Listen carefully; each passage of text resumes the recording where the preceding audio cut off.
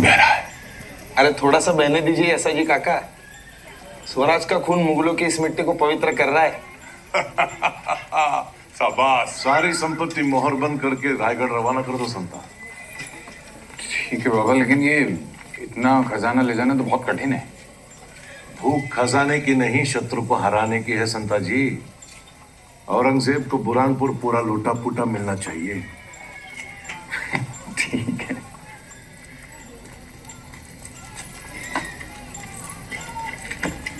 अरे भाई अंता, ये क्या बात हुई? हमारे युवराज के सबसे चहीते कभी कलश यहाँ अकेले बैठकर खाना खा रहे। कवि मन के मीत अनेक, फूल पंछी प्रकृति समेत, वो हर किसी को अपनाता है। संगत का वो स्वार्थी नहीं जो हर महफिल को सजाता है। वाह, ऐसे व्यक्ति को कोई अकेला कैसे छोड़ सकता है? मुगलों के इलाके में रहने वाला व्यक्ति आज मराठों के बीच रचा बसा हुआ है। तो आप ही बताइए अंता जी, कैसे कोई हमारे साथ बैठ के भोजन ग्रहण करना स्वीकार करेगा? बिल्कुल। वैसे आपको बुरा नहीं लगता? प्रभु अगर प्रसन्न है तो क्या लाज समाज। इस कवि कलश के मीत हैं संभाजी शिवराज। वाह,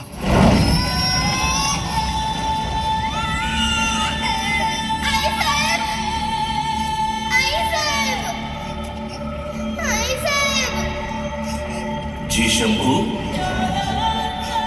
आबा साहब, ये धुआं कब खत्म होगा आबा साहब? जब तक स्वराज की आग जलती रहेगी ये धुआं भी उड़ता रहेगा शंभू।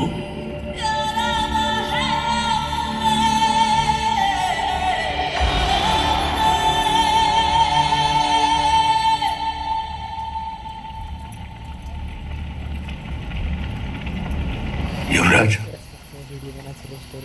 इसलिए संकोच होता है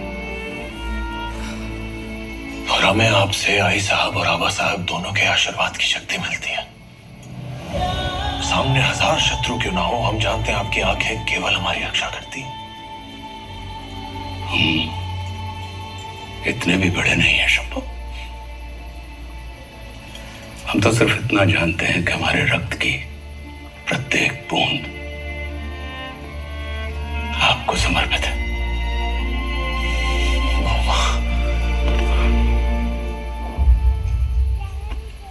आइए, लोग प्रतीक्षा कर रहे हैं।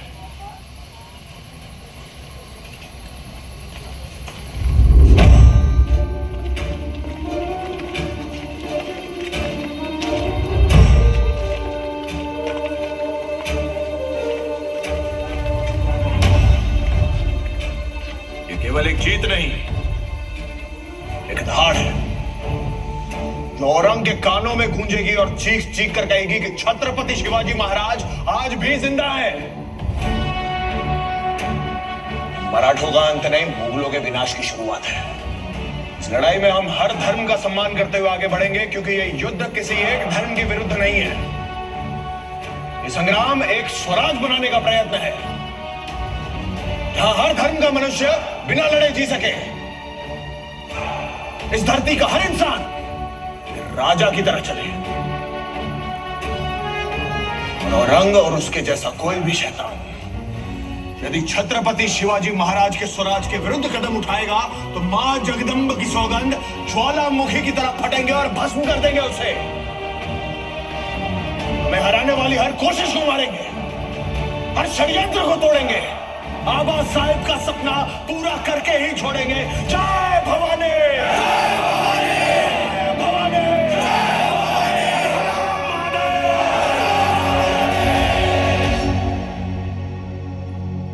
राजगद्दी तो अपने दूसरे छत्रपति के लिए सज रही है अन्ना जी। और सुना है बुरहानपुर को वीरानपुर में बदल दिया युवराज ने। पल भर में जश्न का माहौल मातम में बदल दिया। हमारे सपनों का भी अंत कर दिया शंभू ने।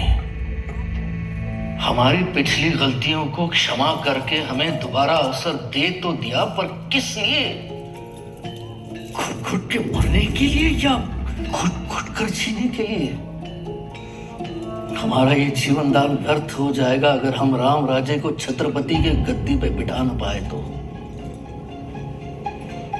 शासन हमारे हाथ में होगा, परंतु ये संभव,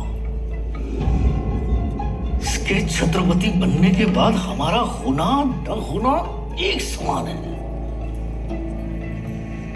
बचपन से हमारी आंखों में वो एक कांटे की तरह सल रहा ये संभाजी।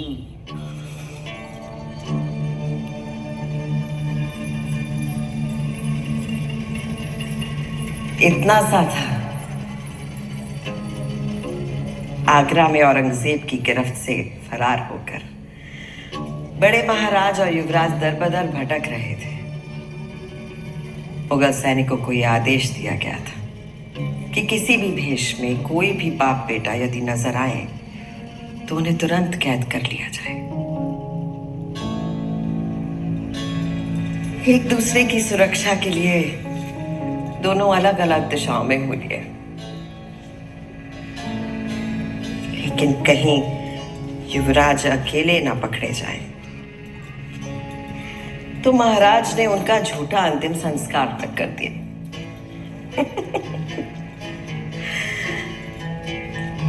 मुगलों को यकीन दिलाने के लिए पूरा दक्षिण शोक मना रहा था।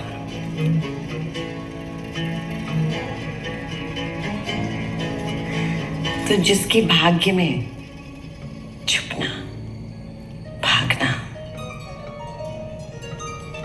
मरना लिखा हो, राजा कैसे बन सकता है?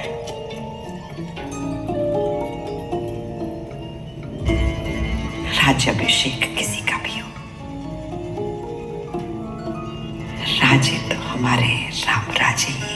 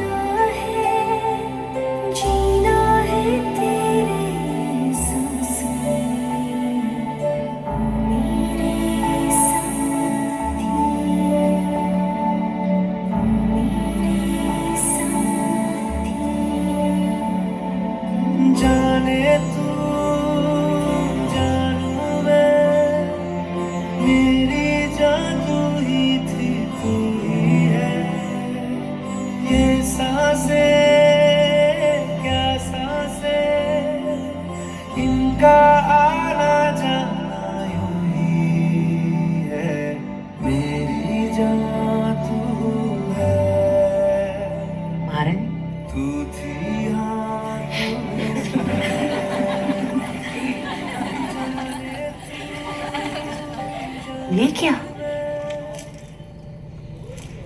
लगता है आपकी नजर वापस उतारनी होगी अब। अरे जिस धराऊ माँ का दूध पीकर पड़े हुए, वो दूध इतना कमजोर नहीं कि कोई भी तीर तलवार छुए और हमें कुछ हो जाए। आओ, अगर जिस पर पूरे स्वराज्य की नजर है, उसे कैसे किसी की बुरी नजर लगेगी?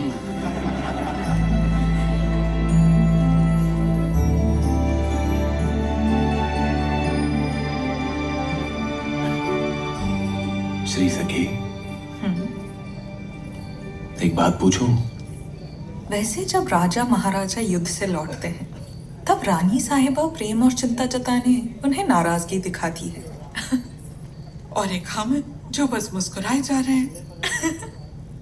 जो लड़ाई खत्म करके आया हो, उसे घर लौटते ही लड़ाई के मैदान में उतारना सही होगा? प्रश्न पूछने से पहले ही उत्तर कैसे दे देती हैं आप? क्योंकि हम सिर्फ आपकी धर्मपत्नी नहीं, श्री सखी भी है। और जहां तक मुस्कुराहट की बात है, हमने तो सुना है सिर्फ दक्खन नहीं, उत्तर में भी कोई स्त्री संभाजी भोसले का नाम सुन ले तो उसका चेहरा खिल उठता है। हाँ? हमारे बारे में जितनी जानकारी आपको है, उतनी तो शायद हमें खुद भी नहीं। ये तो कही सुनी बातें हैं। इनकी जानकारी रखना कौन सी बड़ी बात है? हम तो वो बातें भी जानते हैं जो सिर्फ आपका दिल जानता है। अच्छा, चलिए फिर बताइए, इस समय क्या चल रहा है हमारे मन में? इस समय सखी के श्री को सिर्फ एक बात सता रही है, पर चिंता करने की कोई बात नहीं। ये इच्छा भी पहले से ही पूरी कर रखी है हमने।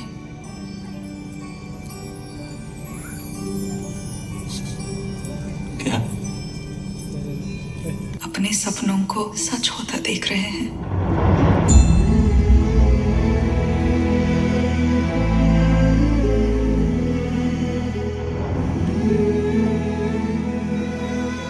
कभी कभी लगता है हिंदवी स्वराज के बारे में आप हमसे ज्यादा सोचती हैं। आप जो सोचते हैं हम वही सोचते हैं,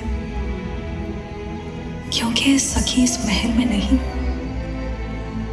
अपने श्री के मन में रहती है।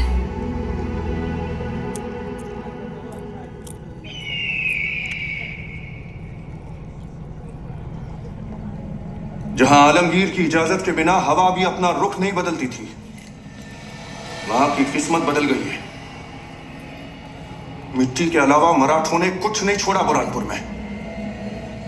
मराठा जिनके पंजों में नाखून तक नहीं बचे, वो हमला करेंगे वो भी बुरहानपुर पर। लिखते वक्त खान जमान होश में नहीं थे क्या?